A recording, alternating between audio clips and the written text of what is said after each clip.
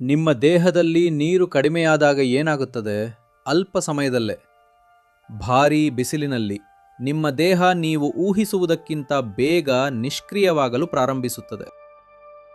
ನಿಮಗೆ ಗೊತ್ತೇ, ನಮ್ಮ ದೇಹದ ಸುಮಾರು 60% ನೀರಿನಿಂದ ನಿರ್ಮಿತವಾಗಿದೆ. ನಮ್ಮ ಮೆದುಳು, ರಕ್ತ ಮತ್ತು ಸ್ನಾಯುಗಳು ಸರಿಯಾಗಿ ಕೆಲಸ ಮಾಡಲು ನೀರು ಅತ್ಯಗತ್ಯ. ನಿಮ್ಮ ದೇಹದಲ್ಲಿ ನೀರು ಕಡಿಮೆಯಾಗಲು ಪ್ರಾರಂಭಿಸಿದಾಗ ಕೋಶಗಳು ಕುಗ್ಗುತ್ತವೆ ಮತ್ತು ರಕ್ತ ಗಟ್ಟಿಯಾಗುತ್ತದೆ. ಇದರಿಂದ ಪ್ರಮುಖ ಅಂಗಗಳಿಗೆ ಆಮ್ಲಜನಕ ತಲುಪುವುದು ಕಷ್ಟವಾಗುತ್ತದೆ.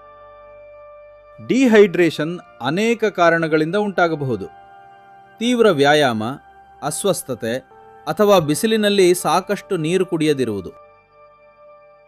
ಮೊದಲ ಲಕ್ಷಣಗಳು ಸುಲಭವಾಗಿ ಗಮನಕ್ಕೆ ಬರುವುದಿಲ್ಲ. ದಾಹ, ಒಣ ತುಟಿಗಳು, ದಣಿವು ಮತ್ತು ತಲೆ ಸುತ್ತುವುದು. ಆದರೆ ಇವು ನಿಮ್ಮ ದೇಹದ ಎಚ್ಚರಿಕೆ ಸೂಚನೆಗಳು.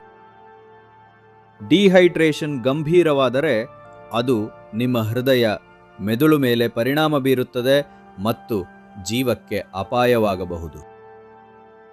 ಆದರೆ ಒಳ್ಳೆಯ ಸುದ್ದಿ ಏನೆಂದರೆ, ನೀರು ಕುಡಿಯುವುದರಿಂದ ದೇಹ ಮತ್ತೆ ಸಮತೋಲನಕ್ಕೆ ಬರುತ್ತದೆ. ಕೋಶಗಳು ಪುನಃ ಚೇತರಿಸಿಕೊಳ್ಳುತ್ತವೆ ಮತ್ತು ದೇಹ ಸಹಜವಾಗಿ ಕೆಲಸ ಮಾಡುತ್ತದೆ. ಉತ್ತಮ ರಕ್ಷಣೆಯ ಮಾರ್ಗ ಸರಳ. ಸಾಕಷ್ಟು ನೀರು ಕುಡಿಯಿರಿ, ನೀರಿನ ಅಂಶ ಹೆಚ್ಚು ಇರುವ ಆಹಾರ ತಿನ್ನಿರಿ ಮತ್ತು ವಿಶೇಷವಾಗಿ ಬಿಸಿಲಿನಲ್ಲಿ ಹೈಡ್ರೇಟೆಡ್ ಆಗಿರಿ. ನಿಮ್ಮ ದೇಹ ಪ್ರತಿಕ್ಷಣವೂ ನೀರಿನ ಮೇಲೆ ಅವಲಂಬಿತವಾಗಿದೆ. ಹೈಡ್ರೇಟೆಡ್ ಆಗಿರಿ, ಆರೋಗ್ಯವಾಗಿರಿ. ಧನ್ಯವಾದಗಳು. ಹೆಚ್ಚಿನ ಶಿಕ್ಷಣಕ್ಕೆ ಸಂಬಂಧಪಟ್ಟ ಮಾಹಿತಿ ಮತ್ತು ವಿಡಿಯೋಗಳಿಗಾಗಿ ಬನ್ನಿ ತಿಳಿಯೋಣ ಚಾನಲ್ ಅನ್ನು ಸಬ್ಸ್ಕ್ರೈಬ್ ಮಾಡಿ.